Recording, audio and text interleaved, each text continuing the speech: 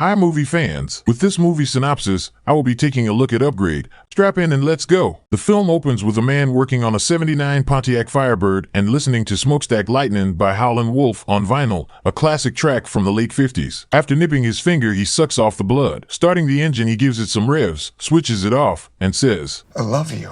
He grabs himself a beer and opens the garage door. As he stands outside, his wife arrives in a very high-tech car that is self-driving and can speak to her, even asking her questions. He quips about her talking to the car. She tells him he talks to his cars all the time. Once inside the high-tech house, the house starts talking to her, telling her about the house's status. The man tells his wife he's celebrating because he dropped the block in the Firebird and he needs to drop it off to a client, asking her for a ride home, adding she will really want to see his house.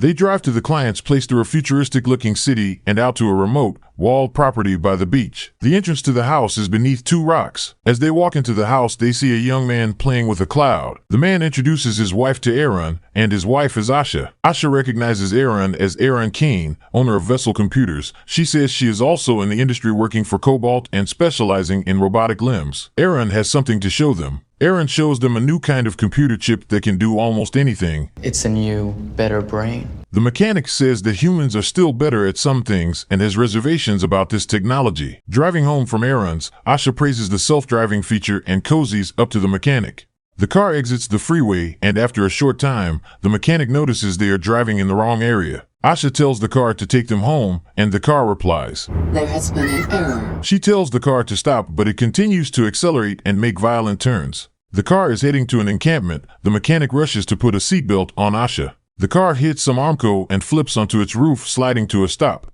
The car tells them the emergency services have been contacted. A vehicle pulls up and four men get out, then covering their faces. Asha is cut down and moved out of the car. Another man pulls the mechanic out by his feet while another holds a gun to his head. A police drone arrives and starts filming the scene. The mechanic stands up to help his wife, but gets pistol whipped. The leader of the group slowly removes his mask and talks about Asha having low opinions of him. Suddenly, he shoots her in the chest and the mechanic scrambles toward her. He is tackled and held down. The man who shot Asha uses some kind of gun to shoot the mechanic in his back. 3 months after leaving the hospital, the mechanic goes back to his home. Now he is paralyzed. His home has been kitted out to help him live by himself. His mother spends a lot of time with him, and he's having a really hard time processing what has happened to him and his life. In the city, Detective Cortez is waiting to meet with Gray and his mother, Pam, to discuss his case at the station. Gray is not interested in small talk and wants to know what they have. Cortez says they have very little. Certain criminals can get a firewall around themselves so the drones can't recognize them. She says she has a list to work through and assures him they will find them. That evening, when Gray is getting his medicine,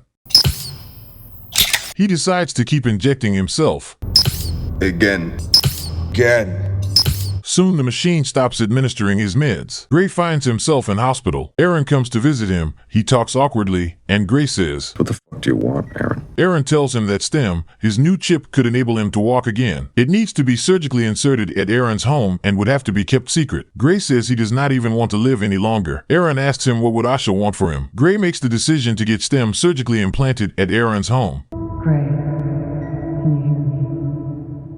Almost immediately after Gray regains consciousness, he is able to move his fingers and hands and before long is walking without crutches. Aaron has him sign a non-confidentiality agreement and tells him that STEM works in service to the brain. The brain gives STEM a command and it happens. Gray comes into his house in his wheelchair, but as soon as the door closes, he stands up. The house tells him he has another box of evidence from Cortez. He tells the house computer to shut down. Gray looks through the box of evidence and at the drone video footage. As he's pouring a drink, he hears a voice in his head saying, "May I point something out?" He thinks he has gone insane, but the voice says it is the STEM computer. He says for it not to talk. It doesn't. He asks it to talk again. It explains that only Gray can hear it, and it can only hear him when he speaks out loud. It goes on to say that the man who shot his wife had no gun in his hand, but STEM shows Gray that the man had a gun implanted in his hand. It also says one man had a tattoo on his wrist. Gray says he can't see it. With Gray's permission, STEM takes control of Gray's hand and draws the image on paper.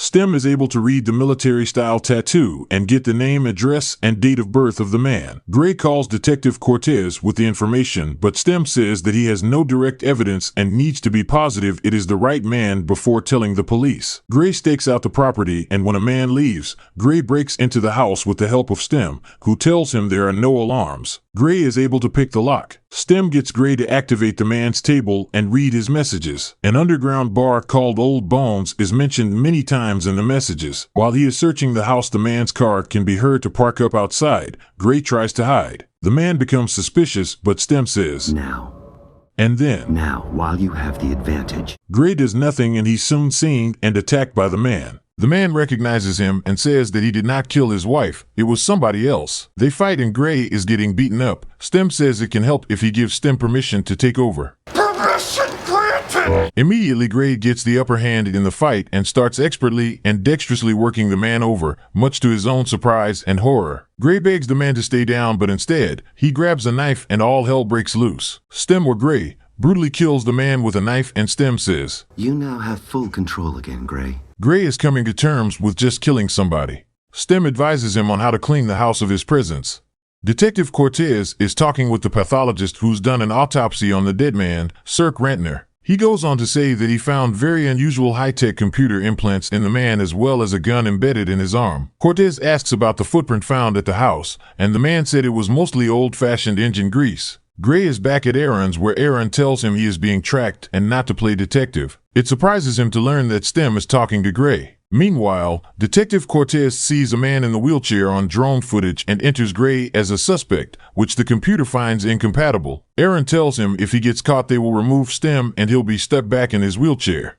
Detective Cortez goes to Gray's house pretending she wants to buy a car from him, but she's fishing and looks at his boot, which Stem notices. She says she saw him on drone footage near the murder and wondered what he was doing in the area. Gray says you wanted my help, so I was looking around, and says he could not have killed anyone due to his paralysis. She leaves and he asks Stem what to do. Stem says the next place to look is Old Bones, but if Aaron sees him there he will try to shut Stem down. Gray rolls up to Old Bones and goes in, where he has a drink and calls out for the scumbag that knows Cirque. They laugh at him, but a man, who knows something, gets his wheelchair and pushes him into the toilets. Meanwhile, Aaron is tracking Stem. They throw Gray on the floor. Stem shuts off his pain receptors, and the man starts sticking Gray to find out where his pain starts. Gray says, I need to hear you say you were there. The man says he was there. Stem, you can take over. Gray is out of bubble gum and starts to take names. The man laughs when he is asked questions. Stem suggests using the knife, taking over when Gray is unable to. Stem slices the man up until he will answer any question. He says his name is Tolan and his wife was a hit job paid for by Fisk. Tolan is physically unable to answer any more questions, but Stem shows Gray that Tolan has cobalt implants, Cobalt being the company Asha worked at. Stem then says that Aaron is trying to shut it down and they need to hack it to stop him. Stem tells Gray where to go, to meet a hacker called Jamie. Stem says that as soon as it is shut down, a retrieval team from Vessel will come to collect his body. Stem tells him to pick up the gun and Tolan's pen as he will need to take notes as they go. Once outside of the bar, Gray starts running to the hacker's place while taking notes on his arm from Stem. Aaron starts shutting down Stem. Gray loses the use of one leg. He slowly makes his way into the building and up the stairs looking for the apartment. Back at Old Bones, the man who killed Asher comes into the toilets and sees Tolan on the floor. He has a device enabling him to see recorded images and sounds from Tolan's eye implants and now knows where Gray is heading. Gray drags himself to the apartment while Stem is further shut down by Aaron. Gray bangs on the door and it is opened by Jamie, who is fascinated by the paper money and pulls him in. The man asks the barman why he didn't help Tolan and says serving his kind should be the highest honor of your meaningless life. Manny the barman pulls a piece on the man and says, listen Fisk, just leave. Fisk gets closer and then Achoo! He sneezes nanobots that enter Manny's nose and tear his brain up. Fisk says, Let my superiority over your kind be the last thing that crosses your mind. Jamie the hacker rigs up some equipment and gets to work. Fisk is in the building and closing in. Jamie finishes the code and Gray has to wait for the system to reboot. Jamie sees Fisk and his accomplice on the CCTV and quickly packs up the gear and leaves, saying we can't let them win. The vessel acquisition team arrive on location and head into the building. Stem slowly starts booting up and Gray starts to crawl across the floor. Gray sees an apparition of Asha as the door gets kicked in, but she soon vanishes. Fisk approaches Gray while the vessel team tool up. Fisk says, Now that's how you looked when I saw you last. Stem comes online and Gray swings into action. He attacks Fisk and runs out while being shot at. Fisk sees the vessel team coming and quickly stops them. Gray follows Stem's directions and ends up at a dead end on a roof. Stem says it is going to end it quickly and does when it blows Fisk's partner's head off with his own implanted gun. By the time Fisk makes it to the roof, Gray has already gone. When Gray gets home, Stem is ready to get going, but Gray insists on getting some sleep. As he walks into the house covered in blood and grime, he hears his mother say, "My God." He says, Hey, Mom. He explains to his mother about the confidentiality contract with Vessel and why he couldn't tell her. Aaron has lost signal with Stem and his acquisition team. Gray is woken by Detective Cortez coming to ask him about his wheelchair being found. Gray says he followed somebody and was attacked and got a cab home. Cortez plants something in his clothing and asks him if he is involved in anything. He says no and she leaves. He tells Stem that he wants to stop this and says Stem has to do what he wants, but Stem says not any longer as the input guards have been removed. Stem is autonomous now. Stem says they will find Fisk first. Cortez can hear Gray talking on the wire she planted. Gray leaves his house and Cortez follows him. As he is driving, he finds the bug in his jacket and Stem tells him it was most likely planted by Cortez. Gray soon sees her following him and disposes of the bug. Gray starts trying to lose her, but she puts on the siren and lights and chases him. Stem is unable to hack her car. During the getaway, Gray tries to ram her off the road. Dang, this is getting serious. Stem hacks into a car like Asha's and reverses along the highway and crashes it into Cortez's car. Cortez survives and soon has backup. Cortez goes back to Gray's and gets Pam to tell her the truth. Gray finds Fisk's place and is waiting for him. Fisk explains he was a soldier who got injured and turned into a lab rat. He says he gave Gray a gift, and he says he inducted Gray into his race, the Upgraded. He says he could kill Gray with a breath, but doesn't want to. Gray wants to know why they killed his wife. Fisk tells him the job was not his wife, but to sever his spine, and the job wasn't for Cobalt. The wife was just extra money. This makes Gray kick off, and they have a full-on Upgraded versus Upgraded battle. Fisk gets the upper hand, and Stem is at a loss. Gray realizes Fisk is Cirque's brother, and he starts goading Fisk about killing Cirque. Fisk loses it and Gray gets the upper hand and then kills Fisk. Stem says they should check his messages to see who the job was from. There's a message from Aaron saying, "Fisk, you need to finish this before he kills the both of us." Gray and Stem are now going to drop in on Aaron. Gray makes his way down into Aaron's house. There are 2 security guards he plows through. He finds Aaron at a desk. He says, "You killed my wife and paralyzed me for your experiment." Aaron protests his innocence. Gray is questioning Aaron when Detective Cortez comes up behind him and holds him at gunpoint. She disarms him and makes him lay on his stomach, but as she tries to put the cuffs on, Stem takes over. Stem is trying to strangle Cortez and Gray says, "Do not kill her. I do not want to kill her." Stem says, "Don't fight me or your fragile mind will break." Gray stabs himself through his hand, but this does not stop Stem. Stem keeps battering Cortez, but Gray tells her to taser him. This puts them on the ground. Aaron holds Gray at gunpoint and says he doesn't run the company and has not done so for years. He goes on to say that Stem has been running the company and tells him everything to do. He says that Stem wanted to be human, so he picked Gray, and he was now bringing Gray to kill Aaron. Stem tells Gray he should be honored as he needed a pure non-implanted human. Aaron is distracted for a moment. Stem jumps up and kills him. Stem goes to shoot Cortez. Gray tries very hard to stop Stem. Gray manages to move the gun to his neck and shoot.